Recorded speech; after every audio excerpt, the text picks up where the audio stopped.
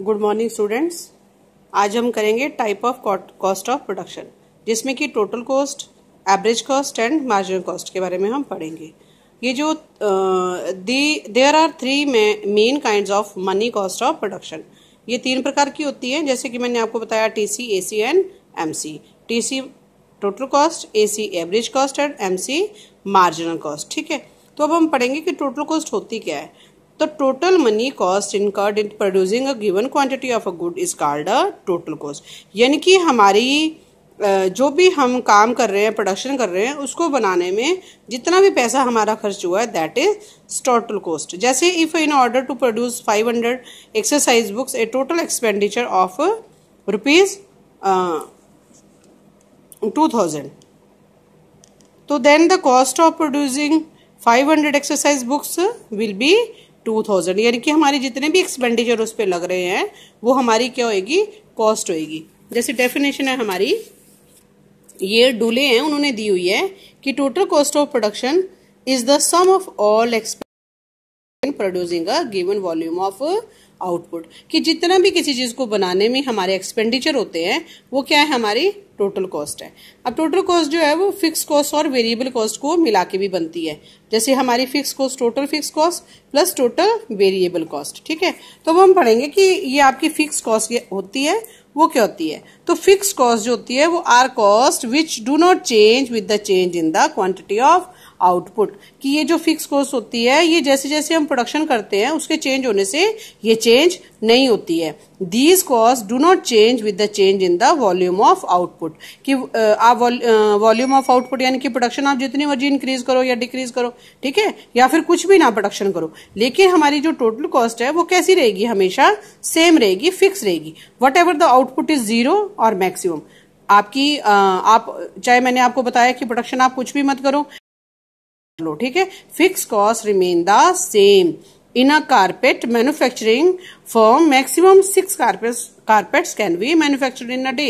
अब जो एक फर्म जो है वो एक दिन में 6 कारपेट जो है वो मैन्युफैक्चर कर सकती है, लेकिन अगर उसकी जो जो कॉस्ट होगी, फिक्स कॉस्ट जो वो सेम रहेगी। The fix cost of making carpet will be remain same, ₹100 even no carpet is made on a given day, or fixed cost of the factors remain ₹100। on the second day 6 carpet जो है वो manufacture किए जा रहे हैं, तो fix cost again remain ₹100।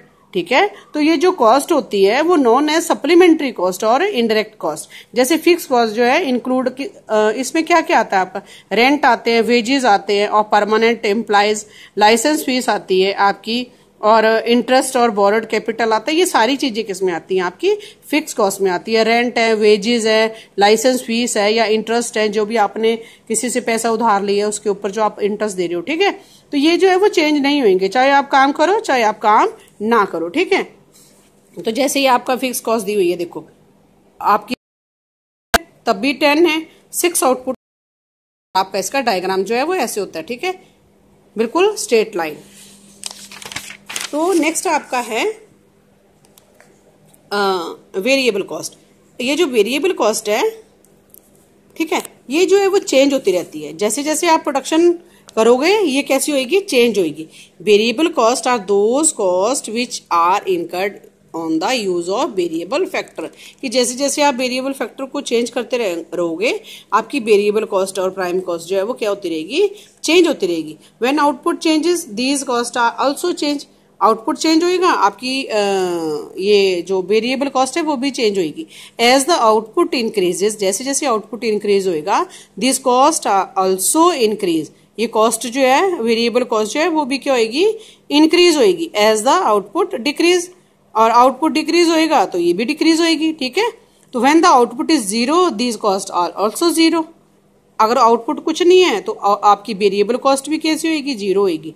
ठीक है, तो वेरिएबल कॉस्ट जो है वो क्या क्या एक्सपेंसेस इसमें इंक्लूड होते हैं, purchases of raw material, wages of casual labour and expenses on motive power और electricity. Wear and tear expenses, जो भी आपके खर्चे होते हैं, ठीक है, टूट फूट होती है, वो भी इसमें जुड़ते हैं, etcetera. And variable cost are explain with the help of table and diagram. तो ये जो टेबल दिया हुआ है, देखो जैसे जैसे आपके आउटपुट इंक्रीज हो रहे हैं, आपकी वेरिएबल कॉस्ट भी चेंज होती रहती है। और जो है ये इसका डायग्राम कैसे बनता है, देखो ये बन रहा है इसका डायग्राम, ठीक है ना। तो ये फिक्स नहीं होता, ये आपके आउटपुट के साथ साथ जो है वो इसका डायग्राम या वेरिएबल कॉस्ट जो है वो आपकी चेंज होती रहती है, ठीक है। तो नेक्स्ट है आपका, इसमें बताया हुआ है कि इसमें क्या क्या रिलेशन है, relation between the total cost and variable cost, कि in total cost, fixed cost and variable cost, तो इनमें क्या क्या रिलेशन है। तो आपको पता है, अब आपने पढ़ा कि टोटल कॉस्ट में सारा सब कुछ आपके जो भी आपको मतलब एक्सपेंस है वो आपकी टोटल कॉस्ट होती है। फिक्स कॉस्ट जो है वो आपकी रहती है, इसमें कोई चेंज नहीं आता है। एंड वेरिएबल कॉस्ट होती है आपकी, जैसे जैसे प्रोडक्शन चेंज होती रहती है आपकी वेरिएबल कॉस्ट होती है। तो अभी इसमें रिलेशन देखो, ये टेबल देखते हैं कि 1 2 3 4 5 6 तक जा रहा है। देन आपकी फिक्स कॉस्ट हमने पहले भी पढ़ा कि वो कांस्टेंट रहती है, वो चाहे आप कोई भी प्रोडक्शन करो चाहे मत करो, ठीक है। वेरिएबल कॉस्ट जैसे जैसे आपकी आउटपुट इंक्रीज होती रहती है आपकी वेरिएबल कॉस्ट भी इंक्रीज होती रहती है। और टोटल कॉस्ट जो है वो इन दोनों को मिला के आपकी जो वेरिएबल कॉस्ट है और आपकी जो फिक्स कॉस्ट है उनको मिला के जो है आपकी ये टोटल कॉस्ट जो है वो निकलती जाती है। जैसे 10 + 0 10, 10 + 10 20, एंड 10 + 18 28, 10 + 24 34, 10 + 28 38, 10 + 32 42 एंड 10 + 38 48, ठीक है। तो ऐसे ऐसे आपकी जो है टोटल कॉस्ट जो है वो किसको मिला के बनती है, फिक्स कॉस्ट और वेरिएबल कॉस्ट को मिला के जो है आपकी टोटल कॉस्ट जो है वो बनती है। तो ये रिलेशन इनमें पाया जाता है। तो इसको डायग्राम की हेल्प से भी हम बता सकते हैं। आपने पहले फिक्स कॉस्ट का डायग्राम इसको ड्रॉ करना है कि कैसी होती है। देखो फिक्स कॉस्ट तो ऑलवेज रिमेन कांस्टेंट, ठीक है ना, और वेरिएबल कॉस्ट जो है वो भी इंक्रीज होती रहती है। तो जैसे वेरिएबल कॉस्ट और फिक्स हम तो हमारी क्या निकलती है, ये टोटल कॉस्ट जो है वो निकल आती है, ठीक है। तो इनमें रिलेशन जो है वो इस तरह से आपने बताना है कि unit of output are shown on x axis and cost और वाई एक्सिस, कि आपकी यूनिट जो है वो एक्स एक्सिस पे शोन करी है और आपकी जो कॉस्ट है वो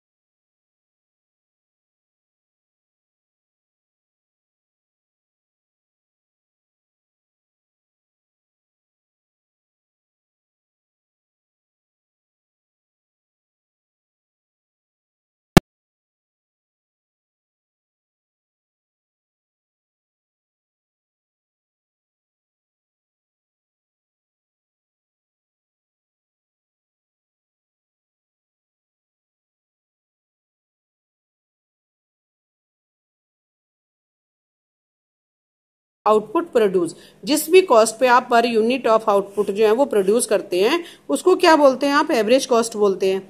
और आपके फर्गुसन है, उन्होंने बोला हुआ है कि एवरेज जो कॉस्ट है इज कॉस्ट डिवाइडेड बाय, कि एवरेज कॉस्ट कैसे निकलती है, जब भी आप टोटल कॉस्ट को क्वांटिटी से या आउटपुट से डिवाइड कर देते हैं तब आपकी जो है एवरेज कॉस्ट जो है वो निकल आती है, ठीक है।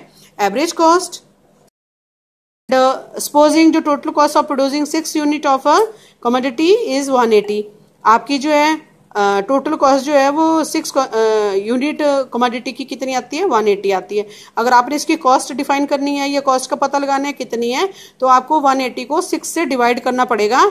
तो आपकी क्या आ जाएगी, आपकी एवरेज कॉस्ट आ जाएगी, यानी कि पर यूनिट आपकी कॉस्ट कितनी है, 30 रुपीज है। तो आपको 6 यूनिट की आपको 180 रुपीज जो है वो आपको देने पड़ेंगे, ठीक है, यानी कि आपकी उसकी कॉस्ट होगी। तो एवरेज कॉस्ट का जो ये डायग्राम है वो इस तरह से होता है, ठीक है। ये पहले डिक्रीज होता है, फिर कांस्टेंट होता है, फिर ये बढ़ता रहता है। आपने देखो ना कि एवरेज कॉस्ट पहले आप जैसे जैसे ये जो आपका एक्स एक्सिस और वाई एक्सिस है इस पे कॉस्ट और आउटपुट दे रखा है, ठीक है। और इसमें जो है आप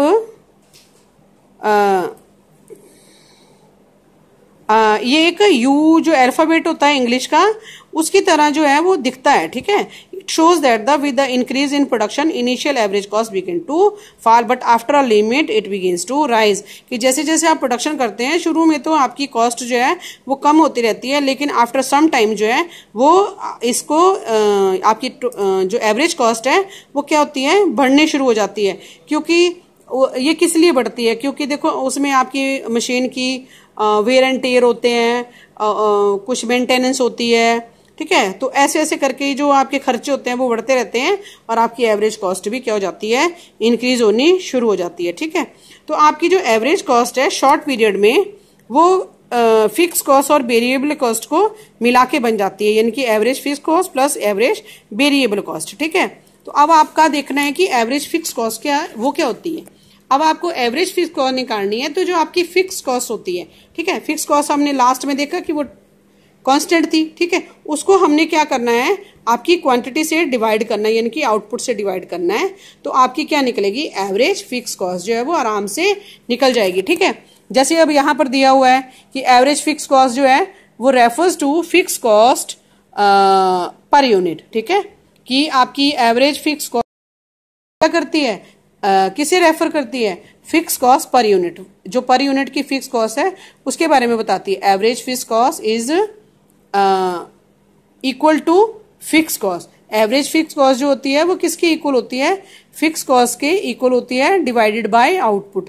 अगर उसको आउटपुट से डिवाइड कर दिया जाता है तो हमारी एवरेज फिक्स कॉस्ट जो है वो निकल आती है, ठीक है। तो देखो अब ये फिक्स कॉस्ट ये दी हुई है और आपका आउटपुट ये दिया हुआ, अगर हम फिक्स कॉस्ट को आउटपुट से डिवाइड करते हैं तो हमारी एवरेज फिक्स कॉस्ट जो है वो निकल आई हुई है। जैसे 10 को 1 से करा, 10 को 3 से करा 3.3, ऐसे ही ये आगे सारी एवरेज फिक्स कॉस्ट जो है वो निकल आई है। और इसको डायग्राम, अगर इसकी डायग्राम बनाए हम इस वाले इसकी एवरेज फिक्स कॉस्ट की, तो ये डायग्राम जो है वो इस तरह से बनती है। नीचे को ये स्लोप जो है इसका थोड़ा एल शेप में इस टाइप का आता है, ठीक है। तो ये जो आपका है टेबल 4 में दिया हुआ है, जैसे when the 1 unit is produce average fix cost is 10, when 5 unit are produce the average fix cost comes down 2 rupees. जैसे जैसे आप इंक्रीज करते रहते हैं वो कम होती रहती है एवरेज फिक्स कॉस्ट, ठीक है। It will never be zero, ये कभी भी कैसा होता है, जीरो नहीं होती है, क्योंकि आप किसी भी चीज को बनाते हैं तो उसको आपको बनाने में कभी भी ऐसा नहीं है कि 0 रुपीज लगते हैं, कुछ ना कुछ कॉस्ट जो है वो उस चीज को बनाने में आप। नेक्स्ट है आपका इसमें एवरेज वेरिएबल कॉस्ट, ठीक है। एवरेज वेरिएबल कॉस्ट क्या होती है, is the variable cost per unit of output. Average variable cost is equal two variable cost divided by output, कि जो आपकी वेरिएबल कॉस्ट होती है उसको डिवाइड करते हैं जब आप क्वांटिटी से, ठीक है, तो आपकी क्या निकल आता है, एवरेज वेरिएबल कॉस्ट। देखो यहाँ आपकी आउटपुट है, ये आपकी वेरिएबल कॉस्ट है, ठीक है ना, 10, 18, 24, 28, 32, 38, 46, 62, ठीक है ना, ये दी हुई है इसमें वेरिएबल कॉस्ट, ठीक है। और इसको अगर एवरेज वेरिएबल कॉस्ट निकालनी है आपने तो इसको इससे डिवाइड कर देना है, तब आपकी एवरेज वेरिएबल कॉस्ट जो है वो निकल आएगी, ठीक है। और इसका अगर डायग्राम बनाओगे तो ये इस शेप में आएगा। आपने देखा कि वेरिएबल कॉस्ट जो है वो थोड़ी यू शेप में होती है, तो एवरेज वेरिएबल कॉस्ट भी किस शेप में होगी, यू शेप में होगी, ठीक है। तो इसके नेक्स्ट आपके लेक्चर में हम करेंगे why is the average cost curve U shape. अब हमने पढ़ा कि एवरेज कॉस्ट जो है वो यू शेप की होती है, लेकिन ये क्यों होती है ये आपका कल नेक्स्ट चैप्टर में हम नेक्स्ट क्लास में हम पढ़ेंगे। Thank you student.